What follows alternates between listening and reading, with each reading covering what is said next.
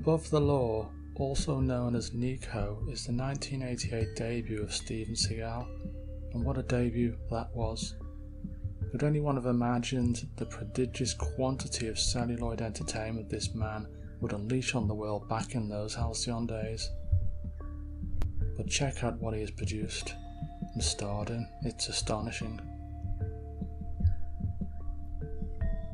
Steven Seagal in Nico is lean and mean, and we see a different style of martial arts fighting for a man who is not only physically imposing but gives off an intensity.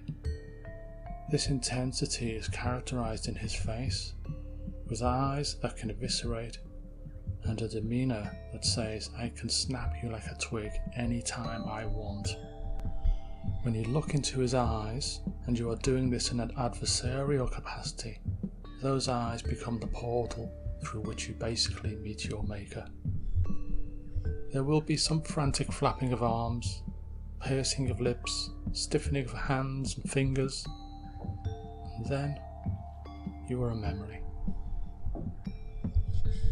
Steven Frederick Seagal is a man who has done things, and upon discovering this, it kind of makes me contemplate certain things.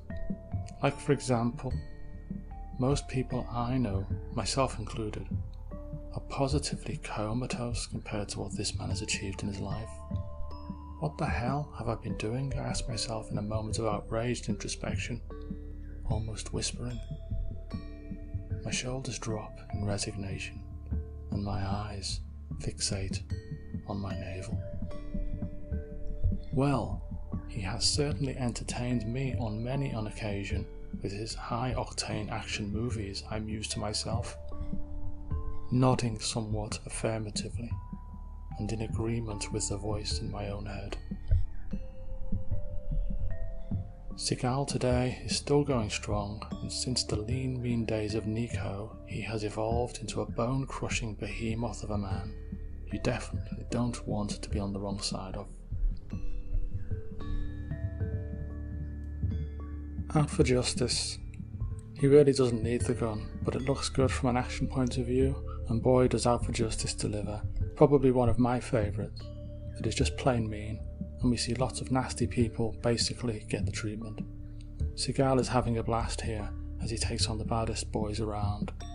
There is a great bar fight scene in this movie where Dan Inosanto makes an appearance fighting with sticks. If you don't know who this man is, I would suggest harnessing the power of Google to check him out. He is a martial arts heavyweight, fought Bruce Lee in Game of Death.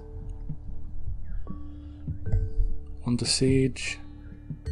This is another essential viewing for the uninitiated, and it's a blast in more ways than one. Seagal is the Navy cook who basically turns out to be a pain in the rear for the terrorist group that has hijacked the ship. The making of this movie must have been an absolute riot. Come on, Gary Busey, Tommy Lee Jones. There are some genuinely hilarious moments in this movie, and Busey looks like he is having a hoot, especially when he's dressed in drag during a party on the ship. Tommy Lee Jones does a great turn as the baddie in this caper, while the bunny girl who gets caught up in it all, Erica Eleniak, sublime.